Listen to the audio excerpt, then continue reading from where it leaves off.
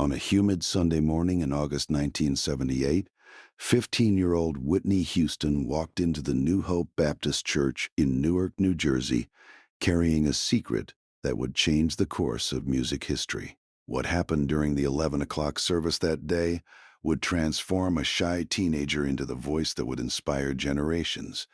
But the full story of that miraculous morning has remained hidden for over 4 decades. This is the true story of the church performance that created a legend. The New Hope Baptist Church was more than just a place of worship for the Houston family.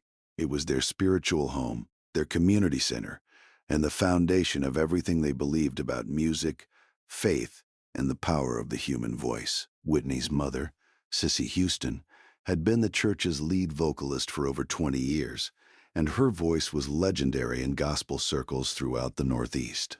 But on this particular Sunday in 1978, Cissy Houston was fighting a severe case of laryngitis that had left her barely able to whisper, let alone sing the soaring gospel melodies that the congregation expected. The church's musical director, James Cleveland Jr., was panicking. The service was set to be recorded for a regional gospel radio broadcast, and hundreds of people had traveled from across New Jersey and New York to hear Cissy perform. Whitney had been sitting quietly in the third pew, wearing a simple yellow dress that her grandmother had bought her for her 15th birthday. She had never performed solo in front of the congregation before, despite years of singing in the youth choir and countless hours of private vocal training with her mother. Whitney was painfully shy about her gift, afraid that people would think she was trying to compete with her famous mother or seeking attention that she hadn't earned. But as the service progressed and the moment for the musical offering approached, Cissy made a decision that would change everything. "Baby," she whispered to Whitney during the passing of the piece, her voice barely audible, "the Lord is calling you to step up today. I can feel it in my spirit. This is your moment, Mama. I can't. There are too many people. What if I mess up? What if my voice cracks?" And squeezed it gently. "Child, you've been blessed with a gift that comes directly from God. Today He wants you to share it with His people. Trust in the Lord and trust in the voice He gave you." When the time came for the musical offering, Pastor Jonathan Williams announced that due to Cissy's illness, the congregation would be blessed to hear from young Whitney Houston. A murmur of excitement and curiosity rippled through the packed sanctuary as Whitney slowly made her way to the front of the church, her legs trembling with every step. James Cleveland Jr. asked Whitney what she wanted to sing, and she whispered, "Guide me, O Thou Great Jehovah." It was a hymn she had heard her mother sing countless times, a song that spoke of trusting in God's guidance through life's uncertainties. But Whitney had arranged her own version, incorporating the gospel runs and vocal embellishments that she had been practicing in secret for months. As Whitney approached the microphone, the church fell completely silent. Even the babies seemed to sense that something extraordinary was about to happen. Whitney closed her eyes, took a deep breath, and began to sing. What came out of her 15-year-old throat was nothing short of miraculous. The first note hung in the air like a prayer made audible. Whitney's voice soared through the sanctuary with a power and purity that seemed impossible for someone so young. Her interpretation of the beloved hymn was both reverent and innovative, staying true to the traditional melody while adding gospel flourishes that showcased her incredible range and natural instinct for musical storytelling. By the time she reached the chorus, bread of heaven, feed me till I want no more," grown men were weeping openly, women were shouting hallelujah and raising their hands in praise, and the entire congregation was on its feet. But the true miracle came during the song's bridge, when Whitney closed her eyes and began to improvise. What poured out of her was pure inspiration, vocal runs that seemed to dance between heaven and earth, lyrics that she created in the moment, expressions of faith and joy that came directly from her soul. For nearly 3 minutes, Whitney sang without accompaniment, her voice filling every corner of the church with what could only be described as the presence of the divine. When she finally finished, the silence lasted for what felt like an eternity. Then the entire congregation erupted in praise, applause, and shouts of thanksgiving that went on for over 10 minutes.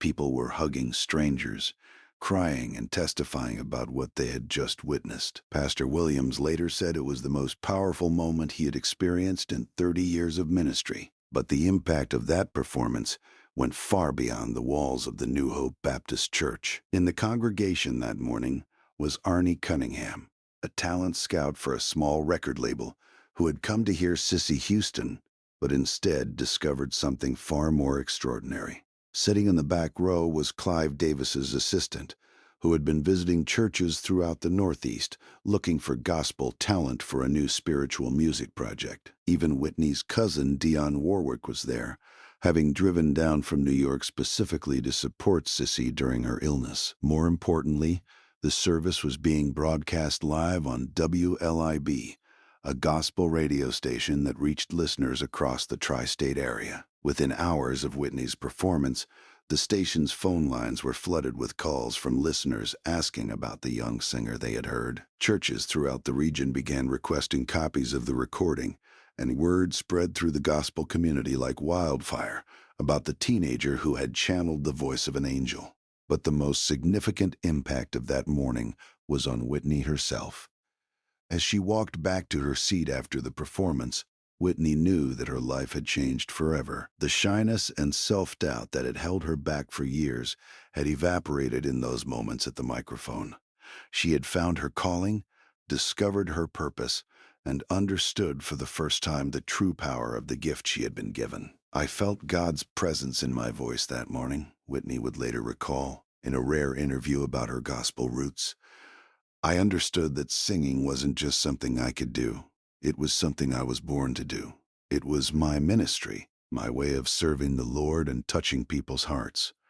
The recording of that service became legendary in gospel circles. Copies were passed from church to church, played at gospel music conferences, and treasured by collectors of sacred music.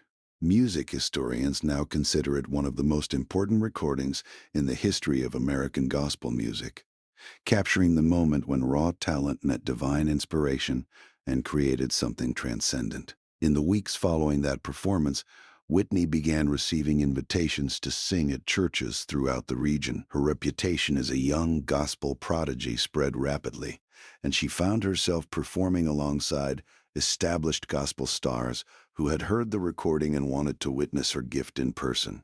The most significant invitation came from the legendary Aretha Franklin, who asked Whitney to perform with her at a special gospel concert at Madison Square Garden. Whitney was 16 years old when she shared the stage with the Queen of Soul, holding her own alongside one of the greatest voices in music history. That performance caught the attention of record executives and launched the chain of events that would lead to Whitney's secular recording career. But Whitney never forgot the spiritual foundation that had made everything else possible. Throughout her career, even at the height of her pop success, Whitney would return to her gospel roots for strength and inspiration. She often spoke about how that morning at New Hope Baptist Church had taught her that her voice was a gift to be shared, not hoarded, and that her responsibility as an artist was to use her talent to uplift and inspire others. The church performance also established the spiritual discipline that would sustain Whitney throughout her career. She learned that morning that singing was a form of prayer, that connecting with an audience was a sacred act, and that her voice had the power to heal, comfort, and transform lives. James Cleveland Jr., who provided the organ accompaniment for that historic performance, kept the original sheet music that Whitney had written her improvisations on during the weeks leading up to that Sunday. The pages, filled with her teenage handwriting and musical notations, show the careful preparation and spiritual study that went into what appeared to be a spontaneous moment of inspiration. Whitney didn't just sing that morning, Cleveland recalled years later. She testified. She preached without words. She showed us what it meant to let God use your voice as an instrument of His love. The New Hope Baptist Church still honors that moment every year on the anniversary of Whitney's performance. The church has installed a small plaque near the spot where Whitney stood that morning, and they play the recording during their annual Gospel Heritage Sunday service. Visitors from around the world come to stand in the same spot where Whitney first discovered the full power of her gift. Pastor Jonathan Williams, now in his 80s, still preaches occasionally at New Hope Baptist Church. He often references that Sunday morning as an example of how God can use young people in extraordinary ways when they make themselves available to His service. Whitney taught us that morning that age is just a number when God has a plan for your life, Pastor Williams says. That 15-year-old girl showed us what it looks like when natural talent meets spiritual surrender. She reminded us that the most powerful performances come not from technique or training, but from a heart that's open to God's leading. The ripple effects of that church performance can be heard in every song Whitney ever recorded. The spiritual foundation she discovered that morning gave her the emotional depth and authentic connection that made her one of the most beloved voices in music history. The confidence she gained from successfully carrying the musical offering for an entire congregation gave her the stage presence that would captivate audiences around the world. Most importantly, that morning taught Whitney that her voice was bigger than entertainment. It was a ministry, a calling, and a responsibility to use her gift in service of something greater than herself.